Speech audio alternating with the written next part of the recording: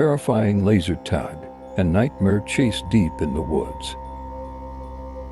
Every winter, my family would gather for a week-long retreat in a cozy cabin deep in the woods. It was a tradition steeped in laughter, good food, and even better stories.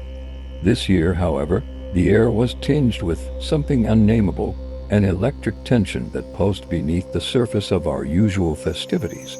The cabin itself was an impressive structure large enough to accommodate our extended family, with a roaring fireplace and an abundance of board games stacked in a corner. As night fell on the second-to-last day of our stay, the adults decided to hold a massive game of laser tag, a tradition that had begun years ago and had since evolved into a highly competitive event. I had just turned 18, and this would be my first time playing. I was excited but also apprehensive. My cousins were fiercely competitive, and I wasn't sure if I could keep up. After dinner, as the sun dipped below the horizon, we gathered outside, the chilly air biting at our skin. My Uncle Lucian, the most enthusiastic of the bunch, laid out the rules with the gravitas of a seasoned general. Everyone was to spread out in the woods, armed with state-of-the-art laser guns he had designed himself. The last person standing would claim a cash prize and bragging rights for the year. The adrenaline surged through me as I listened, my heart racing in anticipation. This wasn't just a game, it was a rite of passage. As the countdown began, I felt a rush of excitement and nerves. 10 minutes on the timer, and just like that, the game was on. I watched as my relatives scattered like leaves in the wind, some sprinting uphill while I decided to take the lower route, thinking it would give me a strategic advantage. The night was dark, but the snow-covered ground provided enough illumination for me to see my surroundings. I moved quietly, the crunch of snow beneath my feet echoing in the stillness. A part of me felt invincible, but another part was acutely aware of the isolation. As I ventured deeper into the woods, I found a small clearing, hidden from view. I took a moment to catch my breath and strategize my next move. Minutes passed, and I began to wonder if I was the only one still in the game.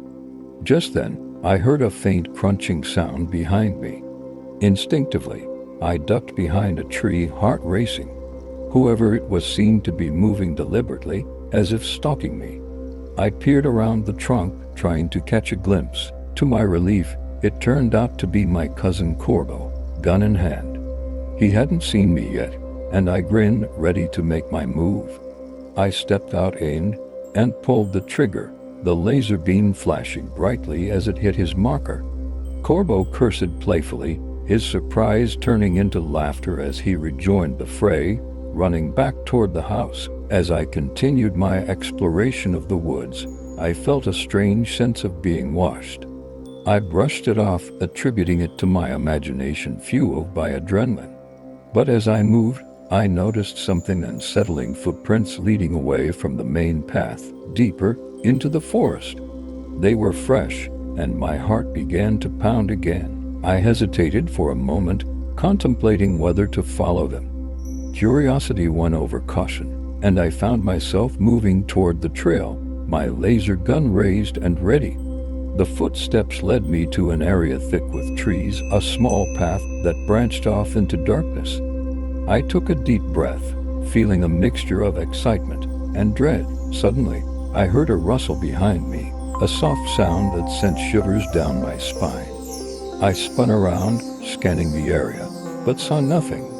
The woods were eerily quiet, the only sounds coming from the crunch of snow beneath my feet. I decided to head back, sensing that I might be venturing too far from the group. As I retraced my steps, I heard another crunch, this time louder and closer. My instincts screamed at me to run, but I stood frozen, adrenaline flooding my system. The feeling of being watched intensified.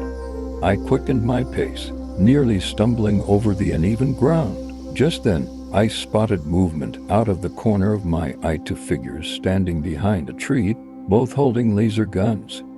A cold wave of realization washed over me. They were not part of our family. Panic gripped my chest as I turned and sprinted in the opposite direction, my heart racing. I could hear them laughing, their voices taunting me in a way that felt foreign and menacing. The thrill of the game had turned into something far more sinister. I dashed through the snow, branches clawing at my arms as I pushed through the underbrush. Desperately, I sought refuge in the thick woods, zigzagging to lose my pursuers. I couldn't shake the feeling of being hunted, as if I were the prey in a game far more serious than just laser tag. The shadows around me felt alive, pulsing with hidden threats. As I reached a small clearing, I glanced back and saw them gaining on me. I ran faster, knowing that I had to reach the house and alert someone before it was too late. But the forest seemed to close in around me, each tree becoming a barrier to my escape. Finally, I spotted the lights of the cabin in the distance. With renewed energy, I pushed forward, the laughter of my would-be captors echoing behind me. I burst into the clearing, and in that moment of desperation, I made a split-second decision. As I reached the porch, I fumbled for the door, my hands shaking. I turned just in time to see one of the figures break through the tree line. He was wearing a ski mask, a trash bag slung over his shoulder, and a knife glinting in the moonlight. My heart dropped as I realized this was no game. I shouted, hoping my voice would reach the others inside. "Help! Someone help me!" Panic surged through me as I bolted inside, slamming the door behind me. The heavy thud reverberated through the cabin, and I quickly locked it, my breath coming in ragged gasps. Inside, the atmosphere was tense. The living room was filled with my family, unaware of the terror lurking just outside. I grabbed the biggest knife from the kitchen, my hands trembling as I held it, ready to defend myself. "Calvin," I yelled to my boyfriend, who was sitting on the couch with the girls. "Call the police." I took a deep breath, trying to steady my racing heart. "Someone's out there, they're not playing." Calvin's face paled as he reached for his phone, while the laughter and chatter of my relatives turned to confusion and alarm. I couldn't shake the image of the masked figure from my mind, the knife glinting in the moonlight. Just then, we heard a loud banging on the door, sending everyone into a frenzy. The girls screamed, and I felt a surge of protectiveness. I was determined to keep them safe. I yelled out in a deep voice, trying to sound intimidating, "I have a gun, I'm warning you." The banging stopped, replaced by an eerie silence that wrapped around us like a fog. Calvin was on the phone with the police, his expression serious. "They're on their way," he said, his voice steady despite the chaos around us. But just as hope flickered, a massive rock crashed through one of the living room windows. Glass shattered, raining down around us. The girls screamed again, and I felt a rush of adrenaline surge through my veins. I sprinted to the window, adrenaline pumping, ready to defend against whatever was coming. To my shock, I saw a piece of paper taped to the rock. It read, "Go away. You shouldn't be here." My stomach twisted in knots as the implication sank in. This wasn't just some prank. This was a threat. "Upstairs, now," I shouted, ushering the girls toward the stairs. I slammed the door behind us, locking it as I glanced back to make sure Calvin was following. We reached the second floor, where we barricaded ourselves in a bedroom, hearts pounding in unison. I felt utterly helpless as we waited for the police to arrive, time stretching painfully in the silence. We could hear muffled voices downstairs, but I couldn't make out what was being said. Every sound sent waves of anxiety coursing through me. Then I heard footsteps, heavy, deliberate, and growing closer. My heart raced as I gripped the knife tightly, ready to protect my friends. "Stay quiet," I whispered, my voice trembling. Suddenly, we heard a flurry of footsteps coming up the stairs. My heart stopped, fear gripping me like a vice. But then, I heard familiar voices, my Uncle Lucian and my dad calling for us. "It's us. Are you all right?" Relief flooded through me as I opened the door cautiously. They rushed in, guns drawn, scanning the room for any signs of danger.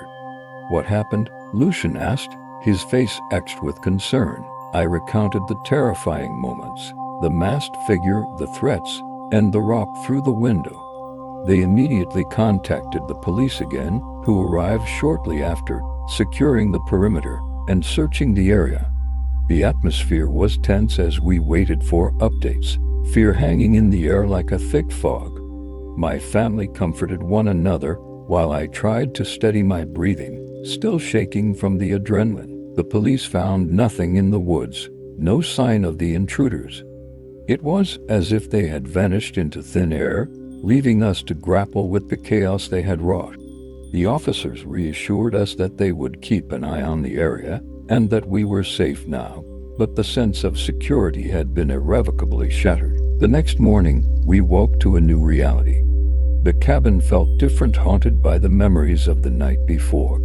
We spent the day recounting our experiences, piecing together the fragments of fear and confusion. Lucian fired a few rounds into a snowman outside that morning, venting his frustration and fear at the situation. It was a futile gesture, a way to reclaim some sense of control. The snowman, with its crooked smile and frozen hands, felt like a taunt, a reminder of the terror we had faced. The adults discussed what to do next. They decided it was best to leave a day early, packing our belongings with a sense of urgency. I felt a mix of relief and disappointment. I had looked forward to this trip, yet the shadow of fear loomed large. As we drove away from the cabin, I gazed back at the looming trees, their branches swaying in the wind. I could still feel the tension in the air, the threat of the unknown lingering like a dark cloud over us. Once home, I couldn't shake the experience from my mind. I found myself replaying the events over and over, trying to understand what had happened. I sought comfort in my family, but the shared trauma made conversations difficult. We were all grappling with our fears in different ways. In the weeks that followed, I sought help to process the fear that had taken root in me. I began attending therapy sessions, where I learned to confront my anxiety and the shadows of that night. My therapist helped me explore the feelings of vulnerability and helplessness that lingered in the aftermath. I also began reconnecting with my cousins, sharing our experiences and discussing what we could do differently next time. We planned future family gatherings with a renewed sense of caution but also excitement. The bond we shared grew stronger as we faced our fears together. One evening, as I sat with Calvin, I reflected on the experience. "You know," I said, "that night changed everything for me. I realized how quickly things can turn dangerous." He nodded, his expression serious. "Yeah, but it also brought us closer. We faced something scary and we made it through. That's what matters." Though I would always carry the memories of that night, I learned to embrace the lessons it taught me. The importance of vigilance, the strength of family, and the resilience of the human spirit became ingrained in my being. I returned to the woods in the summers that followed, exploring the trails and finding joy in nature. But I also approached the forest with respect, a reminder of the darkness that had once lurked within it. The experience became a part of my story, a chapter marked by fear but also by resilience and growth. I learned that while the shadows may always exist, the light of courage and connection would guide me through. And as I ventured into the woods, I carried with me the strength of my family and the knowledge that together we could face any darkness that dared to encroach upon our lives.